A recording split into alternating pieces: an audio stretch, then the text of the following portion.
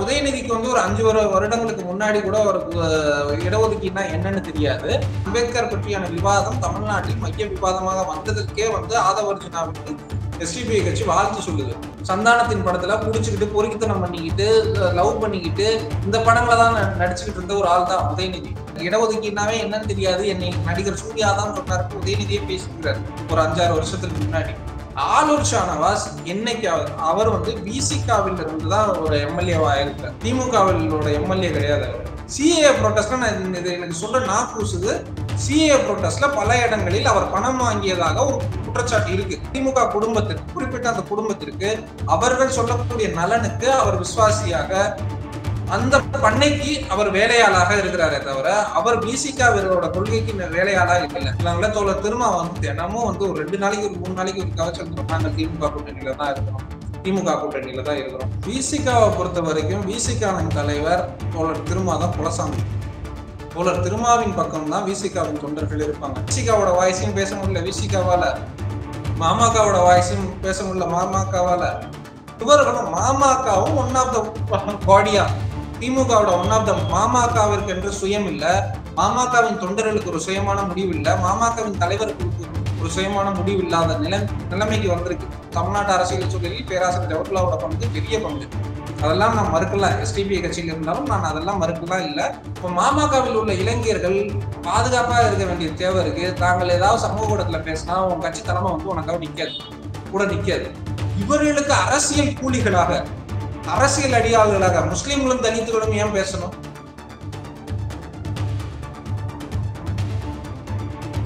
நேர்களுக்கு அன்பு வணக்கங்கள். நான் உங்கள் தொண்டர் தமிழன் ஜஸ்டின். இன்றைக்கு நேர்காணல்ல நம்முடன் இணைந்திருப்பது எஸ்டிபிஐ கட்சியை சேர்ந்த அஸ்வத் செரட்டி அவர்கள். வணக்கம் தோழர். சொல்லுங்க. தொடர்ச்சியாக பாத்தீங்கன்னா ஆதவ் அர்ஜுனா அவர்களுடைய பேச்சு வந்து சர்ச்சையை கிளப்பிக்கிட்டே இருக்குது. இந்த விஷயத்த நீங்க எப்படி பாக்குறீங்க? இது நூல் வெளியீட்டு விழாவை தாண்டி இது வந்து ஒரு அரசியல் கட்சி மேடையாக மாறி இருக்கு. அப்ப நூல் வெளியீட்டு விழால ஆனந்த் ரெட்டமுடைய குறித்து பேசியிருக்கணும், அந்த நூல் பிரதான பேராசிரியரான ஆனந்த் ரெட்டமுடைய குறித்து பேசியிருக்கணும், அது பேசு பொருளாக. அம்பேத்கர் குறித்து பேசியிருக்கணும், அது பேசு பொருளாக.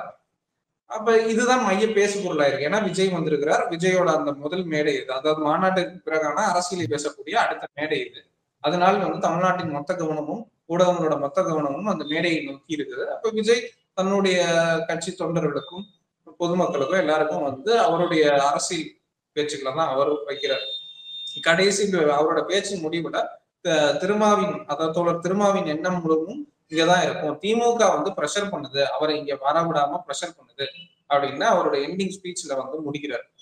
இதுதான். அப்ப ஆதவ் அர்ஜுனா அதுல சர்ச்சையாக பேசினாரா அப்படின்னா சர்ச்சையாக எதுவும் பேசல. தமிழ்நாட்டு மக்கள்கிட்ட, வெகு மக்கள்கிட்ட இருக்கக்கூடிய இந்த குடும்ப அரசியல் இந்த விஷயத்தை தான் அவர் வந்து அதை பொலிட்டிக்கல் கமாடிஃபை பண்ணிக்கிறதுக்கு அவர் ட்ரை பண்றாரு. அப்ப ஆதவ இங்க வந்து மன்னராட்சி அப்படின்னு சொல்றது வந்து அதோட விளைவு தான். அதாவது ராஜா இருப்பார், ராஜாக்கு அப்புறம் இளவரசர் இருப்பார், அதற்கப்புறம் அவரோட பையன் இருப்பார், இப்படி வழி வழியா வரதான். இப்ப வந்து இந்த கூற்றை வந்து பாத்தீங்கன்னா இன்றைய தினம் கூட உதயநிதி ஸ்டாலினும் மறுத்திருக்கிறாரு. அந்த தேவையெல்லாம் பேசிட்டு இருக்காரு அப்படின்ற மாதிரியான வந்து பதிலும் கொடுத்திருக்கிறாரு. மக்களால தேர்ந்தெடுக்கப்பட்டவங்க தானே ஆட்சி செய்யறாங்க. இல்ல, அதுவே வந்து உதயநிதி வந்து அவர் மெச்சூர் ஆகல. முதல்ல உதயநிதி வந்து மெச்சூர் ஆகல. முதல்ல ஏன்னு சொல்றேன்னா உதயநிதிக்கு வந்து ஒரு 5 வருடங்களுக்கு முன்னாடி கூட ஒரு இடஒதுக்கீடுனா என்னன்னு தெரியாது. அதுக்கே வந்து நடிகர் விஜய் தான் போய் நடிகர் சூர்யா தான் போய் அவருக்கு வந்து இடஒதுக்கீடுனா என்னன்னே விளக்கி இருக்கிறாரு ஒரு சினிமால. அப்புறம் வந்து இதே உதயநிதி வந்து இன்னைக்கு துணை முதல்வர் உதயநிதி என்ன சொல்றாருன்னா இது வந்து சினிமா செய்திகளை நான் பாக்குறது இல்லை அப்படின்றாரு. அவருடைய ரெட் ஜெயின் நிறுவனம் தான். அப்ப சினிமா செய்திகளை பார்க்காம தான் கலை இலக்கிய பண்பாட்டு தளத்துல துணை முதல்வர் இருக்கிறாரா? அவர் தான் அமரன் படத்தை வந்து அப்பதான் வெளியிட்டு இருக்கிறாங்களா? சினிமா செய்திகளை பார்க்கல அப்படின்ட்டு ஒரு சர்காஸ்டிக்கா அடிக்கிறது, ஏதோ நான் 10 ரூபா சீப்பு வாங்கி தலையில சீச்சுக்குவேன் அப்படின்ற மாதிரியான இது வந்து என்ன சீரியஸ் பொலிட்டிஷியனுக்கான. இன்னொரு பக்கம் அமைச்சர் சேகர் பாபு ஆதவ் அர்ஜுனா யாருன்னே தெரியாது. இது வந்து ஏதோ கேன்சல் பண்றதா அவர்களாக அவங்க நினைச்சுக்கிறாங்க. திமுக இந்த தரப்பை பார்த்து பயப்படுறாங்க, விஜயை பார்த்தும் பயப்படுறாங்க. இந்த விவாதங்களையும் கருத்தியல் ரீதியாக அம்பேத்கர் பற்றியான விவாதங்கள் தமிழ்நாட்டில் விவாதமாக வந்துடக்கூடாதுன்றதுல திமுக அந்த ஓபிசி தரப்பான அந்த தரப்பு வந்து நினைக்குது. ஏன்னா அம்பேத்கர் பற்றியான விவாதம் தமிழ்நாட்டில் மைய விவாதமாக வந்ததற்கே வந்து ஆதவ் அர்ஜுனாவுக்கு எஸ்டிபிஐ கட்சி வாழ்த்து சொல்லுது. ஏன்னா ஆதவ மைய விவாதமா வந்திருக்கு அம்பேத்கர், அதுவும் டிசம்பர் 6 இது வரைக்கும் வந்து சொந்த கட்சியான விசிகாவில் இருக்கக்கூடிய முக்கிய பொறுப்பில் இருக்கக்கூடிய ஆளுநர் ஷானவாஸ் வந்து பாத்தீங்கன்னா விஜய் அவர்கள் கூத்தாடின்னு சொல்லியிருக்காருங்களே. கலைஞர் கூத்தாடிதான், அதுக்கப்புறம் வந்து உதயநிதி கூத்தாடிதான், ஸ்டாலின் கூத்தாடிதான், எல்லாருமே இங்க கூத்தாடிதான். முன்னாள் முதல்வரான ஜெயலலிதா கூத்தாடிதான்.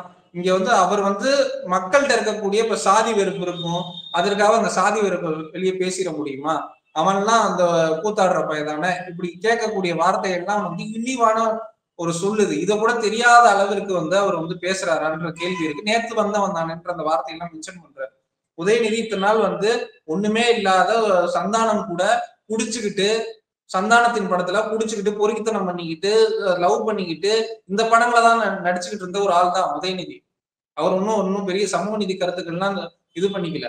அப்ப கடைசி காலத்துல அவருக்கு யார் தேவைப்படுறாருன்னா மாரி செல்வராஜ் தேவைப்படுறாரு. மாரி செல்வராஜை வச்சு அவர் இயக்கிக்கிட்டு தன்னை வந்து மாமன்னனாக ஒரு போர்ட்ரேட் பண்ணிக்கிறார். மாரி செல்வராஜ் மன்னராட்சின்ற அவர் தன்னை மாமன்னனாக போர்ட்ரேட் பண்றதுக்கு ஒரு தலித் ரோல் தேவைப்படுது. அதற்கு வந்து மாரி செல்வராஜ் தேவைப்படுறாரு. அந்த மாரி செல்வராஜின் வழியாகத்தான் உதயநிதி வந்து தன்னை வந்து ஒரு மாமன்னனாக ஃபீல் பண்ணிக்கிறாரே தவிர, உதயநிதியின் தரப்பு வந்து அவர்கள் பாரம்பரியமாக அவர்கள் சொல்லக்கூடிய திமுகவில் இருந்து அவர் வந்து ஒரு கருத்தியல் விஷயங்களை எடுத்துட்டு வரல. அதோட விளைவு தான் வந்து எனக்கு இடஒதுக்கீடுனாவே என்னன்னு தெரியாது, என்னை நடிகர் சூர்யா தான் சொன்னாருன்னு உதயநிதியே பேசிக்கிறார் ஒரு 5-6 வருஷத்துக்கு முன்னாடி, எம்எல்ஏ எல்லாம் ஆறுதலுக்கு முன்னாடி. அப்ப இந்த லெவல்ல தான் அவரோட மெச்சூரிட்டி இருக்கு. இன்னைக்கு வந்து எனக்கு ஆதவர்ஜுனா யாருன்னே தெரியாது, நான் வந்து மக்களால் தான் தேர்ந்தெடுக்கப்பட்டேன். மக்களால் எப்படி தேர்ந்தெடுக்கப்பட்டீங்க? உங்களுக்கு வந்து நெப்போட்டிசம் இருக்கு, தாத்தா இருக்கிறார், அப்பா இருக்கிறார், அந்த வாரிசின் வழியாக அந்த அதிகாரத்தின் வழியாக அந்த கல்ச்சரல் கேபிட்டல்னு ஒண்ணு சொல்லுவாங்க, கலாச்சார மூலதனம். எங்க முதல் தலைமுறை பட்டதாரிகள்னு இவங்க சமூக நீதினு சொல்றாங்க. முதல் தலைமுறை பட்டதாரிகள் மாதிரி முதல் தலைமுறை அரசியல்வாதிகளாக திமுகவுல யாராவது இருக்கிறாங்களா? நான் திமுகவில் இருக்கக்கூடிய உதயநிதி மட்டும் கிடையாது, திமுக ஒட்டுமொத்தமா அந்த கட்சி எடுத்து பாருங்களேன். அந்த கட்சியே ஒரு குடும்ப கட்சி தான். அதுலயே அவங்களே சொல்லிக்குவாங்க நாங்க ஒரு குடும்ப கட்சி தான் அப்படின்னு சொல்லிக்குவாங்க. அந்த கட்சியில உள்ள மினிஸ்டர்ஸ் அவரோட பையன், அதாவது துரைமுருகன்னா துரைமுருகனோட பையன் அவராகணும். அதுக்கப்புறம் வந்து ஐ பெரியசாமி, KN நேரு, இருக்கக்கூடிய மினிஸ்டர்ஸோட பசங்க எல்லாரும் இன்னைக்கு எம்எல்ஏஸ் இது எல்லாத்திற்குள்ளாலையும் இருக்கிறாங்க. மாவட்ட செயலாளர், வட்டம், சதுரம் இருக்கக்கூடிய எல்லா தரப்புகளும் அது அப்படிதான் இருக்கிறாங்க. அப்ப அந்த கட்சியே ஒரு குடும்பமாக ஒரு ஃபியூடல் லேண்ட்லார்ட் சொசைட்டிக்குள்ளால அந்த கட்சியே வருது. அதாவது ஒரு பண்ணையார் கட்சி. அவர் வந்து நான் வந்து அவரை வச்சு மன்னர்னு சொன்னாரு, நான் வந்து அது ஒரு பண்ணையார் கட்சின்னே சொல்லுவேன். அந்த ஒரு பண்ணையார்த்தனம் பண்ணிக்கிட்டு இருக்கக்கூடிய ஒரு திமுக, பண்ணையார் ஆண்ட ஒருத்தர் இருப்பான், ஆண்டைக்கு ஒரு பையன் இருப்பான், அந்த பையனுக்கு ஒரு பையன் இருப்பான், இவன் வந்து பண்ணை அடிமைகளை பார்த்துக்கிட்டு இருக்கிற மாதிரி திமுகவுக்குள்ளால இருக்கக்கூடிய அந்த கொத்தடிமைன்னு சொல்றதுக்கு அவங்களே பெருமைப்படுறாங்க. சமீபத்துல வந்து ஒருத்தர் விருது வாங்கின ஒரு திமுகவில் விருது வாங்கினவர் என்ன சொல்றாருன்னா, நான் வந்து கொத்தடிமை அப்படின்னு சொல்றதுக்கு அவரே பெருமைப்படுறாரு. இது என்ன லாஜிக்னு தெரியல. ஒருத்தன் வந்து நவீன காலத்தில் நவீன சமூகத்தில் நாங்கள் தான் சுயமரியாதையை கத்துக் கொடுத்தோம், நாங்க தான் வந்து பகுத்தறிவை கத்துக் கொடுத்தோம்னு சொல்லக்கூடிய சூழல்ல ஒரு தரப்பு என்ன பண்ணுதுன்னா கொத்தடிமைத்தனத்தை வந்து நாங்க தான் பண்ணிட்டோம், நான் தான் கொத்தடிமை அப்படின்னு ஒருத்தர் வந்து சொல்றாரு. அதை வந்து கண்டிக்க கூட தயார் இல்லை. ஒருத்தர் வந்து பெருமையா சொல்றான் அவர் வந்து என் எஜமான் தான். அப்ப இவர்கள் வந்து என்ன சுயமரியாதையை பேசிட்டாங்கன்னு ஒரு கேள்வி இருக்குல்ல. அப்ப இவர்கள் சுயமரியாதை எல்லாம் ஒன்னும் பேசல. இன்னொன்னு, மக்கள் மத்தியில ஒரு கோபம் இருக்கு. திமுகவர்களால புதிய தலைமுறைகள் யாருமே உள்ள இல்ல. திமுகவில் இருக்கக்கூடிய மாவட்ட செயலாளர் அவனோட பையன், திமுகவுக்குள்ள வட்ட செயலாளர் அவனோட பையன், இந்த அடிமட்டம் வரைக்கும் இது அப்படிதான் இருக்கு. இவர்கள் தமிழ்நாட்டில் ஒரு அரசியல் குலத்தொழில மெயின்டைன் பண்ணிட்டு இருக்கிறாங்க. அந்த குலத்தொழிலுக்குள்ளால யாரும் வரக்கூடாது, அதுக்குள்ளால புதிய தலைமுறைகள் யாரும் உள்ள வந்துடக்கூடாது, புதிய ஆளுமைகள் யாரும் உள்ள வந்துடக்கூடாது. ஆளுநர் ஷானவாஸ் என்னைக்கு அவர் வந்து விசிகாவில் இருந்துதான் ஒரு எம்எல்ஏவா இருக்கிறார், திமுகவிலோட எம்எல்ஏ கிடையாது. அவர் விசிகா முஸ்லீம் இஷ்யூஸ் நிறைய இஷ்யூஸ் அட்ரஸ் பண்ணி பேசுவாங்க, கவனப்படுத்தி பேசுவாங்க. ஆனா ஆளுநர் ஷானவாஸ் பேச மாட்டார்.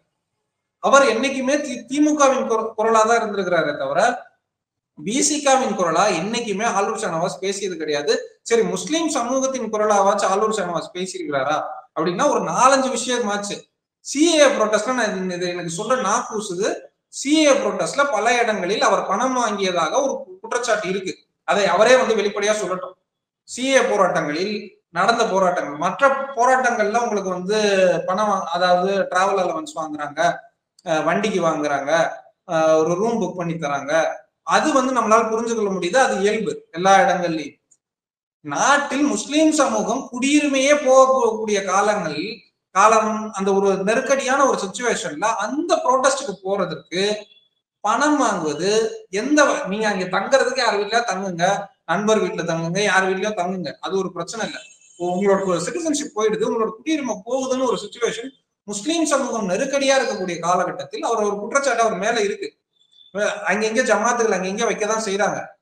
அவர் வாங்கவே இல்லைன்னு அவர் வேணா நிரூபிக்கிட்டேன். அந்த காணொலி வெளியே வந்ததுக்கு அப்புறம் அவர் வாங்கவே இல்லை, நான் வந்து சிஏ ப்ரோட்டஸ்ட்ல யாரிடமும் பணம் வாங்கல அப்படின்னு அவரே வெளிப்படையா சொல்லிட்டு, இதுவும் எனக்கும் அறுதிட்டு இவங்க கிட்ட வாங்கினாங்கன்னு எனக்கு சொல்ல முடியாது. ஆனா அவர் வாங்கியதாக பல இடங்களில் இந்த செய்தி இருக்கு. அப்ப முஸ்லிம் சமூகத்தின் குரலாக கூட அவர் எங்கேயுமே பிரதிபலிச்சது கிடையாது. முஸ்லிம், அதாவது சிறைவாசிகளை, முஸ்லிம் இயக்கங்கள், எல்லா இயக்கங்களும் எஸ்டிபிஐல இருந்து எல்லா இயக்கங்களும் முஸ்லிம் சிறைவாசிகளை வெளியிடணும் அப்படின்னு கோரிக்கை வைக்கிறாங்க. அதற்காக போராட்டம் செய்யறாங்க, ஆர்ப்பாட்டம் செய்யறாங்க, அதற்காக அரசியல் சட்ட போராட்டங்கள் செய்யறாங்க. எல்லா போராட்டங்களும் செய்யும் போதும் முஸ்லிம் சிறைவாசிகளை குற்றப்படுத்தி இவர் ஒரு முறை பேசினார். அது எல்லோருக்குமே தெரியும். அப்ப இவர் என்னவா இருக்கிறாரு? இவர் விசிகான்ற அந்த கட்சிக்கு இவர் நேர்மையா இருக்கிறாரா? விசிகா சொல்லக்கூடிய தோழர் திருமாவிற்கு இவர் நேர்மையா இருக்கிறாருன்னா, இவர் யாருக்கு நேர்மையா இருக்கிறாருன்னா, திமுகவில் இருக்கக்கூடிய அந்த சாதி இந்துக்களான உயர் சாதி இந்துக்களுக்கு, அந்த திமுக குடும்பத்திற்கு, குறிப்பிட்ட அந்த குடும்பத்திற்கு, அவர்கள் சொல்லக்கூடிய நலனுக்கு அவர் விசுவாசியாக, அந்த பண்ணைக்கு அவர் வேலையாளாக இருக்கிறாரே தவிர அவர் விசிகாவினரோட கொள்கைக்கு வேலையாளாக இல்லை. இவங்க திமுகவின் சார்பான ஆட்களுக்கு ஒவ்வொரு கட்சிகளாலையும் அதற்கான ஏஜென்ட்ஸை உள்ள வச்சுக்கிட்டு விசிகாவிற்குள்ளால, திமுகவிற்கு, அதாவது இதுக்குள்ளால, மாமகவிற்குள்ளால, மற்ற கூட்டணி கட்சிகளுக்குள்ளாலாம் உள்ள விட்டுட்டு அவர்கள் சமூகம் சார்ந்து, அவர்கள் பிரச்சனை சார்ந்து, அவர்கள் கொள்கை சார்ந்து ஒரு விஷயம் பேசலாம்னா அதற்கு இவர்கள் எந்த வாய்ஸையும் ரேஸ் பண்ண முடியாத அளவிற்கு ஒரு நெருக்கடியை கொடுக்குறாங்க. அதனாலதான் சமீப காலகட்டங்கள்ல தோழர் திருமா தினமும் ஒரு 2 நாளைக்கு ஒரு 3 நாளைக்கு ஒரு கவச்சு வந்துடும், நாங்கள் திமுக கூட்டணியில தான் இருக்கிறோம், திமுக கூட்டணியில தான் இருக்கிறோம். ஏன் தோழர் ரவிக்குமார் எம்பி ரவிக்குமார், தோழர் ரவிக்குமார் சமீபத்துல அந்த திமுக அரசு கொண்டு வந்த அந்த பாராயணம் இதற்கு எதிர்த்து அவர் ஒரு ஸ்டேட்மெண்ட் கொடுக்குறாரு. அது அவர்கள் கட்சியோட நிலைப்பாடு, அவர்கள் கொடுத்துதான் ஆகணும். ஆனா இதை கூட கொடுக்க விடாத அளவிற்கு ஒரு நெருக்கடியை திமுக உருவாக்கிட்டு இருக்கு. நெருக்கடிகள் நீங்க கொடுத்துட்டு இருக்கிறாங்க அப்படின்ற மாதிரி குற்றச்சாட்டை வச்சிருக்கிறீங்க. ஆனா விசிகாவை சேர்ந்த தொண்டர்கள், இவர்களுடைய எண்ணம் எப்படி இருக்கு? விசிகாவை பொறுத்த வரைக்கும் விசிகாவின் தலைவர் தோழர் திருமாதான் குலசாமி.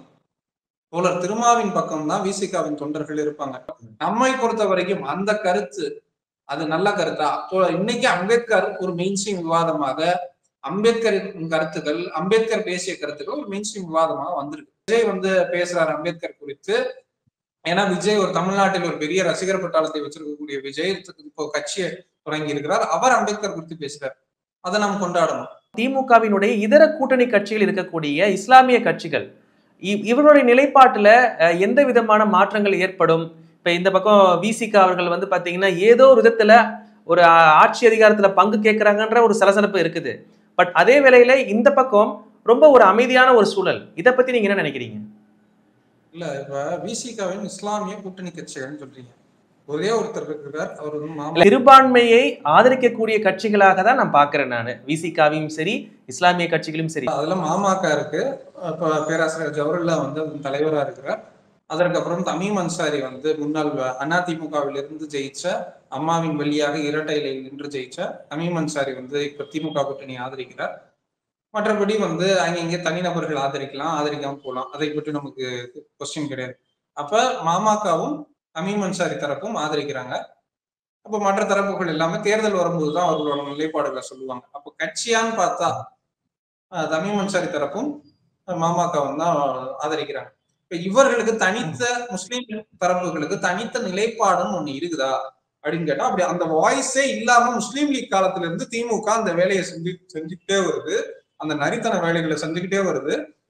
தந்திரமா அது என்ன செய்யுதுன்னா, முஸ்லீம்களுக்கான கோரிக்கைகளை எதையுமே ரேஸ் பண்ண விடாம, முஸ்லீம்களோட டிமாண்டை எதையுமே ரேஸ் பண்ண விடாம இந்த வேலைகளை கருத்துருவாக தளத்திலேயோ, பண்பாட்டு தளங்கள்ல, அரசியல் தளங்கள்ல, எல்லா தளங்களையும் வெவ்வேறு வடிவங்கள்ல திமுக அதை தொடர்ந்து செஞ்சுக்கிட்டே இருக்கு. கூட்டணி கட்சி இன்னைக்கு விசிகாவோட வாய்ஸையும் பேச முடியல விசிகாவால, மாமகவோட வாய்ஸையும் பேச முடியல மாமகவால.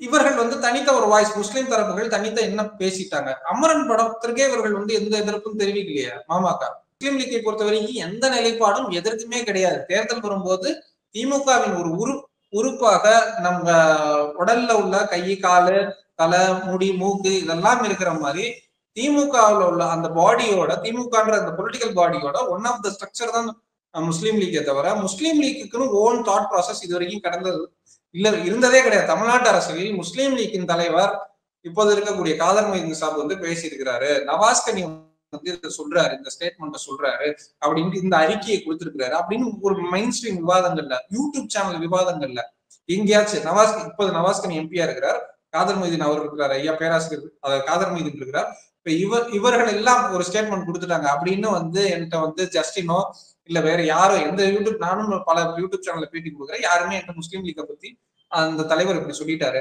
நீங்க ஏதாவது கருத்து சொல்றீங்களா, இல்ல அவர் இப்படி பேசிட்டாரு, அவர்கள் வந்து திமுகவோட ஒன் ஆஃப் த பாடி அது. அந்த திமுகவுக்குள்ளால அவர்கள் வந்து ஒரு உறுப்பு கட்சி மாதிரி, எப்படி ஒரு உடம்புல வந்து தலா கை கால் இருக்கிற மாதிரி அது திமுகவுல ஒரு அங்கம். அந்த முஸ்லீம் லீக்குன்றது சுய சிந்தனைன்றது ஒண்ணு கிடையாது. அப்ப முஸ்லீம் லீக்கை பற்றி நமக்கு பேசி வீண் தான் தமிழ்நாட்டு அரசியல் இல்லை. ஏன்னா அவர்கள் பாபரி பள்ளி காலகட்டங்கள்ல இருந்து எந்த இஷ்யூஸுக்குமே எந்த ரியாக்ஷனும் பண்ணது கிடையாது. அந்த விளைவுல இருந்துதான் நான் சொல்றேன்.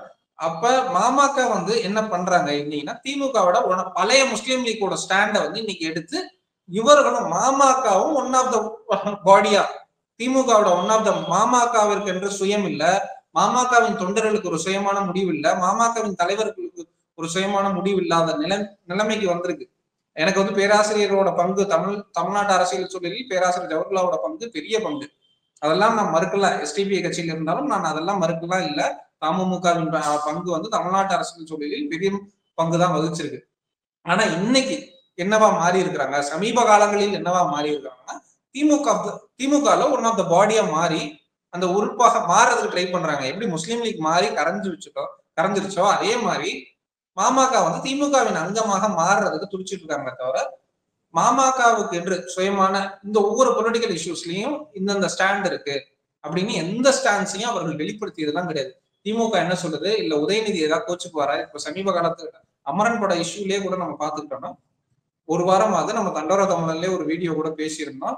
ஒரு வாரம் கழிச்சதுக்கு அப்புறம் தான் வந்து அவர் வந்து ஏதோ ஒரு ஸ்டேட்மெண்ட் வந்து ஒரு மேம்போக்கா ஒண்ணு கொடுக்குறாரு. அதற்கு முன்னாடி அவர்களோட மாநில நிர்வாகி ஒருத்தர் புதுமடம் அலின்ற ஒருத்தர் வந்து அவர் அவ்வளவு மோசமா பேசுறாரு, அதை குறித்து கூட கண்டிக்கல. அவர் வந்து மோடியை வந்து அதற்கு முன்னாடி பேசும்போது மோடியை புகழ்ந்து பேசுறாரு, அதுக்கப்புறம் இந்த இதுல வந்து அமரன் படத்தை புகழ்ந்து பேசுறாரு, அதற்கு எந்த கண்டிப்புமே கிடையாது. ஒரு 2 நாளைக்கு முன்னாடி கோயம்புத்தூர்ல ஒரு முஸ்லீம் ஆட்டோ டிரைவர் ஒருத்தரை வந்து லாக்அப்ல அடிச்சு அவரோட கிட்னி ஃபெயிலியர் ஆகிற அளவுக்கு தமிழ்நாட்டில் நடந்திருக்கு 2 நாளைக்கு முன்னாடி. எல்லா நியூஸ் பேப்பர்ஸ்லயும் வருது. ஆனா அது ஒரு மெயின் ஸ்ட்ரீம், எப்படி ஒரு அதிமுக ஆட்சியில் ஒரு ஃபெலிக்ஸ் ஜெரால்டு வந்து இஷ்யூ நடக்குதோ அப்போ வந்து லாக்அப் டெத் இருக்கு, அதிமுக ஆட்சியில் வந்து இவ்வளவு மோசமா ஒரு போலீஸ் ப்ரூட்டாலிட்டி இருக்கு, இது ஒரு போலீஸ் ஸ்டேட்டா மாறிடுச்சு, இதெல்லாம் சொல்லிக்கிட்டு இருந்தோம். ஆனா இன்னைக்கு திமுக ஆட்சி நாங்கள் வந்து திராவிட மாடல்னு சொல்லிக்கிட்டு இருக்காங்க. இன்னைக்கு என்னவா இருக்குது, ஒரு லாக்அப் கிட்னி ஃபெயிலியர் ஆகிற அளவுக்கு அடிக்கிறாங்க. அப்ப அந்த பையன் வந்து ஒரு முஸ்லீம் பையன், அந்த ஆட்டோ டிரைவர். அப்ப நீங்க வந்து முதல்ல வந்து ஒரு மேன் ஹேண்டிலிங் எதுக்கு பண்றாங்க, எதுக்கு ஹார்ம் பண்றாங்க, பிசிக்கல் ஹார்ம் வந்து ஒரு போலீஸ்க்கு இந்த ரைட்ஸை யார் கொடுத்தான்னு ஒரு கேள்வி இருக்கு. அதுவும் முஸ்லீம்ன்ற காரணத்தினாலேயே அந்த அட்டாக் வந்து நடக்குது கோயம்புத்தூர்ல. அப்ப இதெல்லாம் அப்ப நீங்க அதே கோயம்புத்தூர்ல அல்கஸ்வா, அது ஒண்ணுமே இல்ல, ஒரு நார்மல் யூடியூப் சேனல்ல ஒரு ஹிஜாப் சேலஞ்சு, அந்த ஹிஜாப் சேலஞ்சுல வந்து நீங்க அம்மா இந்த ஹிஜாபை போட்டு பாக்குறீங்களா, இதுக்கு அந்த பையனை வந்து 2-3 மாசத்துக்கு மேல உள்ள இருக்கிறான். ஜாமீன் எடுக்க ஆள் இல்ல, ஜாமீன் எடுக்கிற வக்கீலுக்கு வந்து இவனுங்க வந்து காசு வாங்குறாங்க. அதையும் வந்து ஒரு மாமக தரப்பு வந்து கோயம்புத்தூர்ல இருந்து அதை வந்து நிர்வகிக்கிறாங்க. அந்த பையன் அனஸ்ன்ற பையன், அவங்க கிட்ட போய் காசு வாங்குறாங்க அந்த வக்கீல். கடைசியில அது யார் முடியுதுன்னா நம்ம புளியந்தோப்பு மோகன்ற லாயர் தான் அதை முடிச்சு கொடுக்குறாரு. இதெல்லாம் என்ன நடக்குதுன்றது இருக்குல்ல. அப்ப வந்து இந்த கேசஸ் எல்லாம் யார் பாக்குறா, அப்ப தமுமுக என்னவா இருக்கு, பாமக என்னவா இருக்கு. அப்போ ஒரு பையன் பாதிக்கப்படுறான், அந்த பையன் கிட்ட இவர்களோட இயக்கத்துல இருக்கிற பையன், அவர்களோட ஒன் ஆஃப் த இயக்கம் இஸ்லாமிய பிரச்சார பேரவைன்னு நினைக்கிறேன், அந்த தாவா அந்த தரப்புலதான் இருக்கிற பையன், அந்த பையனுக்கு ஒரு பிரச்சனை நடக்கும்போது கைவிட்டு போறாங்க. இப்ப மாமகவில் உள்ள இளைஞர்கள் பாதுகாப்பா இருக்க வேண்டிய தேவை இருக்கு. தாங்கள் ஏதாவது சமூக கூடத்துல பேசினா உன் கட்சி தலைமை வந்து உனக்காக நிக்காது, கூட நிக்காது. நீ ஏதாச்சும் பேசினா நீ ஏதாவது பேசிக்கப்ப நீ போ. அப்படியே வக்கீல் ஏதாவது வைக்கணும்னா வக்கீல் கிட்டையும் காசு வாங்குவாங்க. இல்லையும் ஒரு வயதான ஒரு வக்கீல், அவர் ஒரு 80 வயசுக்கு மேலான ஒரு வக்கீலை தூக்கிட்டு வந்து நிறுத்தி வச்சு அந்த பையனை உள்ள தள்ளுறதுக்கு பிளான் தான் போட்டிருக்காங்களே தவிர வேற எதுக்குமே இவர்கள் வந்து எதுவும் செய்யல. சிறுபான்மை மக்களுக்காக குரல் கொடுக்கக்கூடிய கட்சிகளாக தமிழ்நாட்டில் பிரதானமா இருக்கிறது விசிக, மனிதநேய மக்கள் கட்சி. இவர்கள் 2 பேரையும் திமுக கண்ட்ரோல் பண்றாங்க. அவர்கள் வந்து எந்த குரலையும் எழுப்பாம கட்டுப்படுத்துறாங்க அப்படின்ற மாதிரி குற்றச்சாட்டை நீங்க வச்சிருக்கீங்க. இந்த குற்றச்சாட்டு எப்படி எழும்புதுன்னா, பாசிச பாஜக வந்துடும், அப்ப இந்துத்துவ பாசிசம் இந்தியாவில் வளர்ந்துருச்சு, அதனால நீங்க ஓட்டு போட்டுருங்க, இந்தியா கூட்டணிக்கு நீங்க ஓட்டு போட்டுருங்க, நாங்கள் வந்தால் வந்து செக்யூலர் ஸ்டேட்டாக இது இருக்கும் அப்படின்னு சொல்லிதான் இந்த கருத்துருவாக்க தளத்துல இருந்துதான் அதுதான் ஆர்ஜின் ஆகிற அந்த இடம். அந்த ஆர்ஜின் ஆகிற இடம், அந்த இடத்துல வந்து ஆர்ஜின் ஆகி இது வந்து பாசிசம் வந்துடும், நாங்கள் வந்தா செக்யூர் பண்ணிடுவோம். இன்னைக்கு இந்தியா முழுக்க இப்ப நடுவுல சம்பல் பகுதியில வந்து பெரிய கலவரம் நடந்துச்சு. சம்பல்ல வந்து நம்ம தண்டோரா தமிழ்லையும் பேசியிருந்தோம், வட இந்தியாவில் வந்து அந்த பள்ளிவாசல்களை வந்து இடிக்கிறானுங்க, பள்ளிவாசல்ல வந்து கேட்பாரற்று வந்து உள்ள போய் இடிக்கிறானுங்க, கன்ஷாட் நடக்குது, இதெல்லாம் நடக்குது. ஆனா காங்கிரஸ் கட்சியில இருந்து ஒரு 4-5 நாள் கழிச்சு நாங்க அந்த உள்ளூர்களை போனோம், எங்களை விடவே இல்லை அப்படின்னு சொல்லிட்டு ஒரு ஸ்டேட்மெண்ட் வந்து ஒரு ஸ்டன் பாலிடிக்ஸ்க்காக வைக்கிறாங்களே தவிர அதை குறித்து எந்த கண்டனமும் இல்லை காங்கிரஸ் கட்சியில இருந்து. கூட்டணி கட்சிகள் அந்த கட்சிகளுடைய கொள்கைக்கு ஏற்றால் போல் செயல்படணும் அப்படின்னா அதற்கு திமுகவினுடைய அனுமதி வேண்டும் அப்படின்ற மாதிரியான சூழ்நிலை உருவாயிருக்கு அப்படின்ற மாதிரி நீங்க வந்து கருத்துக்களை சொல்றீங்க. இப்ப ஆளூர் ஷானவாஸோட நலன் என்னவா இருக்கணும்னா, பிசிகா வைக்கக்கூடிய கொள்கையோட நலன்களுக்கு, இல்ல அவர் சார்ந்து இருக்கக்கூடிய முஸ்லிம் சமூகத்தின் நலன்களுக்கு பேசக்கூடிய நபரா இருக்கணும், இல்ல பிசிகா அவர் இருக்கக்கூடிய கட்சியின் கொள்கை சார்ந்த நலன்களுக்கு இருக்கணும். அப்ப திமுகவின் நலன்களுக்கு அவர் ஏன் பேசணும், மற்ற ரவிக்குமார் ஏன் பேசணும்? அப்ப ஆளும் வர்க்கத்தின் நலன்களுக்கு இவர்கள் மாமக வந்து தன்னுடைய அவர்கள் முஸ்லிம் சமூகத்தை நம்பி இருக்கக்கூடிய கட்சி, அப்ப முஸ்லிம் சமூகத்தின் நலன்களுக்கு தான் மாமக ஒவ்வொரு வாய்ஸையும் ரேஸ் பண்ணுமே தவிர உதயநிதி என்ன நினைச்சுக்குவாரு, ஸ்டாலின் என்ன நினைச்சுக்குவாரு, இல்ல KN நேரு என்ன நினைச்சுக்குவாரு, இதற்கு வந்து நம்ம கட்சி நடத்த முடியாது. இவர்களோட பேச்சே வந்து இப்படிதான் இருக்கு. அப்ப திமுகல வந்து உதயநா வந்து ஏதாவது தப்பா நினைச்சுக்குவாரா, இதெல்லாம் பேசிட்டா அப்படின்ற மாதிரிதான் இருக்கே தவிர அவர்கள் ஆளும் வர்க்கத்தின் நலன்களுக்கு இவர்கள் சார்பாக பேசுறாங்க, அதுதான் ஆபத்து. அப்ப இந்தியாவில் வந்து இவர்கள் வந்து தான் சார்ந்த சமூகம், ஒடுக்கப்பட்ட சமூகம், பிற்படுத்தப்பட்ட சமூகத்தின் நலன்களுக்கு இவர்கள் பேசுறாங்க. இப்ப இந்த ஆதவர்ஜுனா, இந்த டாக் இதெல்லாம் வருது, திமுக இருந்து யாராச்சும் பேசினாங்களா? அட்டாக் பண்ணது எல்லாமே ஆதவர்ஜுனா அட்டாக் பண்ணதும் சரி, விஜய் அட்டாக் பண்ணதும் சரி திமுக தான். 2 பேரும் திமுகவை தான் அட்டாக் பண்றாங்க. அப்ப அந்த ஓபிசி இந்துக்கள், உயர்சாதி இந்துக்கள் மிக தெளிவா இருக்கிறாங்க, அவங்க யாருமே வந்து பேச மாட்டாங்க. அந்த கட்சியில் இருக்கக்கூடிய நபர்கள், திமுகவில் இருக்கக்கூடிய நபர்கள் யாரும் பேச மாட்டாங்க. இவர்களுக்கு அரசியல் கூலிகளாக, அரசியல் அடியாளர்களாக முஸ்லிம்களும் தலித்துகளும் ஏன் பேசணும்? அவன் பேசட்டும், அவன் தானே அதிகாரத்தை டேஸ்ட் பண்றான், அவன் தானே அதிகாரத்துல இருக்கிறான், அவன் தானே மினிஸ்டரா இருக்கிறான், அவன் தானே எல்லா அது பியூரோக்ரசிக்குள்ள இருக்கிறான், எல்லாத்திற்குள்ளாலையும் அவன் தான் இருக்கிறான். நாம் வந்து இங்க தலித்துகளும் முஸ்லிம்களும் அதிகாரத்தை, ஐயா MLA சீட்டு வேணும், MP சீட்டு வேணும், என்னோட சொசைட்டி படிக்கணும், என் சொசைட்டிக்கு வந்து வெல்ஃபேர் ஸ்கீம்ஸ் வேணும், என் சொசைட்டிக்கு இடஒதுக்கீடு வேணும், இதெல்லாம் நாம் ஒவ்வொரு விஷயத்தையும் போராடி பெற்றுட்டு இருக்கிறோம். ஆனா அவனுக்கு எந்த போராட்டமும் இல்லாம அந்த உயர்சாதி இந்துக்களுக்கு அவர்களுக்கு இயல்பா அது கிடைக்குது. அப்ப திமுக நோக்கி தானே கொஸ்டின் வைக்கிறாங்க. இப்ப ஆதவ அர்ஜுனாவை வந்து ரெட்டி அப்படின்றாங்க. ஆதவ அர்ஜுனா எங்கேயாச்சும் சாதி பேரை சொல்லி பேசினாரா? ஆதவ அர்ஜுனா எங்கேயாச்சும் வந்து தன் சாதி சமூகத்தை குறித்து சாதி மாநாட்டுக்கு போனாரா? எதுக்கும் போகல. கலாநிதி வீராசாமி இங்க இருந்து பக்கத்து ஸ்டேட்ல போய் கம்மாநாயுடு சாதி சங்க மாநாட்டுல போய் கலந்துக்கிறாரு. அதுக்கு மறுநாள் வராரு, மறுநாள் வந்து வெங்கையா நாயுடுக்கு பிறந்த நாள், அவர் பேஸ்புக்ல இருக்கு, அவர் ட்விட்டர் அக்கௌண்ட்ல இருக்கு, வெங்கையா நாயுடுக்கு வந்து பிறந்த நாள், வெங்கையா நாயுடு பிஜேபி அவருக்கு பிறந்த நாள், வாழ்த்து சொல்ல மிஸ் பண்ணிட்டேன்னு ஒரு பொக்கே கொடுக்குறாரு. முதல் நாள் போய் கம்மாநாயுடு சங்கத்துல போய் கலந்துக்கிறாரு. கலாநிதி சென்னையோட MP தான், வடசென்னை MP தான். அப்ப போய் அவரு என்னவா இருக்கிறாரு, KN நேரு சாதி சங்க மாநாட்டுல கலந்துக்கிறாரு.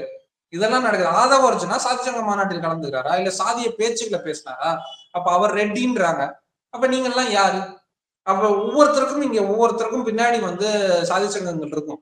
நாம் வந்து திமுகவை குறித்து விமர்சனம் இருக்குன்னா KN நேரு குறித்து விமர்சனம் இருக்கு, இல்ல பெரியசாமி அவரை குறித்து விமர்சனம் இருக்கு, இல்ல திராவிட மாடல் வந்து ராமராஜ்யத்தின் தொடர்ச்சின்னு சொன்ன சட்டத்துறை அமைச்சர் மீது விமர்சனம் இருக்கு அப்படின்னா அந்த அமைச்சரை குறித்தும் அவர் பேசிய பேச்சு குறித்தும் பேசணுமே தவிர அவரோட சாதி என்ன, பின்புலம் என்ன, இப்படி வந்து அது இழி சொல்லாக பயன்படுத்துறது இருக்குல்ல. இவன் வந்து என்ன சங்கின்னு வாங்க, பிடிம்னு வாங்க, இந்த விவாதம் இருக்கு. அப்ப ஒரு கன்ஸ்ட்ரக்டிவான ஒரு ஆக்கப்பூர்வமான ஒரு விவாதத்தை திமுக ஏற்க தயார் இல்லை. பண்ணையார்களுக்கு என்னைக்குமே ஒரு கன்ஸ்ட்ரக்டிவ் கிரிட்டிக்கையோ ஆக்கப்பூர்வமான விமர்சனத்தையோ அவர்களால், ஏன்னா அவர் பண்ணையார், ஏன்னா அவர் தே ஆர் நாட் டெமோக்ராட், ஏன்னா ஒரு ஜனநாயகவாதியால தான் தன் மீது வரக்கூடிய விமர்சனத்தை ஏற்றுக்கொள்ள முடியும், அதுல இருந்து அடுத்த கட்ட வளர்ச்சிக்கு போக முடியும். பண்ணையாருக்கு வந்து எப்படி ஏத்துக்க முடியும்? நீ என்னையா பார்த்து கேள்வி கேட்கிறியா, இது என்னோட அடியால் படையை அடுத்து அனுப்புறேன் அப்படின்ற மாதிரிதான் நீங்க அனுப்புறாங்களே தவிர திமுகவில இருந்து யாராச்சும் பேருனா எனக்கு வந்து சேகர்பாபு என்ன சொல்றாரு அமைச்சர், எனக்கு யாருன்னே தெரியாது, அவர் யாதவர்ஜுனா யாரு அப்படின்னு தெரியாது. அப்போ சபரீசன் கூட இருக்கும்போது, அதாவது இவர்கள் சொல்லக்கூடிய மாப்பிள்ளை சார் கூட ஆதவர்ஜுனா இருக்கும்போது யாருன்னு தெரியாதா? சேகர்பாபு அவருக்கு தெரியும்ல, மாப்பிள்ளை சார் கூட இருக்கும்போது. ஏன்னா சபரீசன் சொல்லிடக்கூடாது, இவர்கள் தான் சுயமரியாதையான கட்சி, இவர்கள் தான் வந்து பெரிய செல்ஃப் ரெஸ்பெக்ட் மூவ்மெண்ட் தமிழ்நாட்டுல ஸ்டார்ட் பண்ணிட்டுன்றாங்க. ஆனா அவரின் பேரை இல்ல சாருன்னு கூப்பிடுங்க, இல்ல அண்ணன்னு கூப்பிடுங்க. அவரை வந்து நான் சபரீசன் சொல்லிடக்கூடாது, மாப்பிள்ளை சார். அவர் என்ன பண்ணையாரா? ஐயா ஐயா வந்துட்டாரா அப்படின்ற மாதிரி இருக்கு. ஐயா வந்துட்டாங்களா? ஐயா வந்துட்டாங்கன்னா பண்ணைக்கு வந்து ஆளுங்களை உள்ளாமா, கூலி கொடுத்துடலாமா?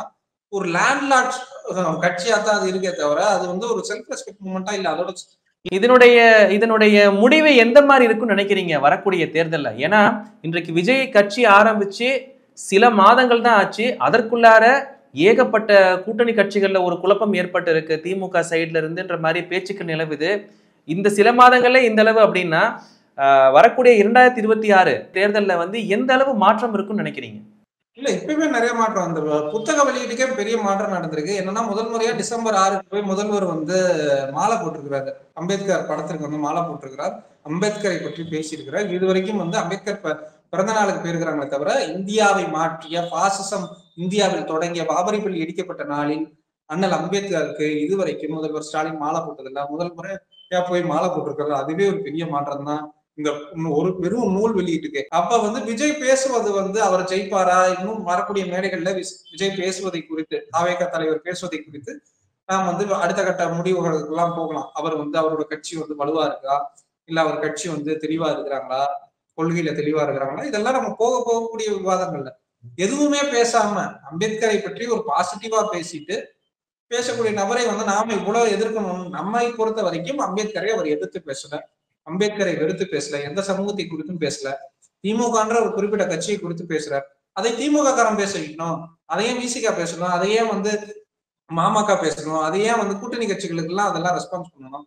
திமுக மீது வைக்கக்கூடிய குற்றச்சாட்டுக்கு திமுக தான் பதில் சொல்லணுமே தவிர கூட்டணி கட்சியில இருக்கிற நாயக் பதில் சொல்லணும், இல்ல அவர்களையும் பதில் சொல்லணும். இந்த மாதிரிதான் இருக்குது. கூட்டணி கட்சியில இருக்கணும்ன்ற காரணத்துக்காக இவங்க எல்லாம் பதில் சொல்லணும்னு அவசியம் இல்லை.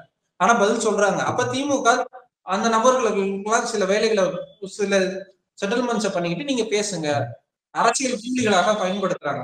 வந்து துப்புரவு தொழிலாளர்களுக்கு வந்து அந்த வாகனம் வந்து வண்டி வாகனம் வந்து கொடுக்குறாங்க. இவர் முதல்வர் ஸ்டாலின் வந்து கொடுக்குறாங்க. இது என்ன காலங்காலமா இன்னைக்குதான் கொடுக்கணும்னு அவசியமா? இல்ல வந்து ஒரு பக்கம் வந்து நான் வந்து விஸ்வகர்மா திட்டத்தை எதிர்க்கிறோம் அப்படின்னு சொல்லிக்கிட்டு இன்னொரு பக்கம் குலத்தொழில் முறை வந்து ஆதரிக்கிறாங்களா? இன்னைக்கு மட்டும் அம்பேத்கர் படம் இருந்துச்சு. நேற்று அந்த அரசு கொடுத்த விளம்பரங்கள் எல்லாம் பாத்தீங்கன்னா அம்பேத்கர் படம், பக்கத்துல கலைஞர் படம் இருக்குது. எல்லா நாள்லயும் நீங்க அம்பேத்கர் படத்தை போடுங்க, எல்லா திட்டங்களுக்கும் நீங்க அம்பேத்கர் படத்தை போடுங்க. அது என்ன துப்புரவு தொழிலாளர்களுக்கு மட்டும் போடும்போது நீ அம்பேத்கர் படத்தை போடுற? ஏன் துப்புரவு தொழிலாளர்கள் போடும்போது நீங்க வந்து அம்பேத்கர் படத்தை போடுறீங்க? ஏன் வேற கார்பரேட் திட்டங்களை ஓபன் பண்ணும்போது அம்பேத்கர் படங்களை போட மாட்டீங்களா? கார்பரேட் திட்டங்களையும் மல்டிநேஷனல் கம்பெனிஸ் ஓபன் பண்ணும்போது ஏன் அம்பேத்கர் படத்தை பார்த்தா மல்டிநேஷனல் கம்பெனிஸ் வந்து வராதா உள்ள? இல்ல மூஞ்சியை பார்த்தாவே தீட்டாயிடுமா? இன்னைக்கு துப்புரவு தொழிலாளர்களுக்கு பண்ணும்போது மட்டும் நீங்க வந்து அம்பேத்கர் படத்தை போட்டு ஃப்ரண்ட் பேஜ்ல போட்டுக்கிட்டு பேப்பர் ஆட்ஸ் கொடுத்துட்டு நாங்கள் வந்து தலித் மக்களுக்கான ஆளு அப்படின்னு காட்டிக்கிறாங்கல்ல. இது என்ன? இதுவே கிட்டத்தட்ட ஒரு சனாதன சாதிய மென்டாலிட்டி தானே, புத்தி தானே இது. மிக்க நன்றி அஸ்வத். இவ்வளவு நேரம் ஒதுக்கி உங்களுடைய கருத்துக்களை நம்ம சேனல் நேயர்களுக்காக பகிர்ந்தமைக்கு மிக்க நன்றி.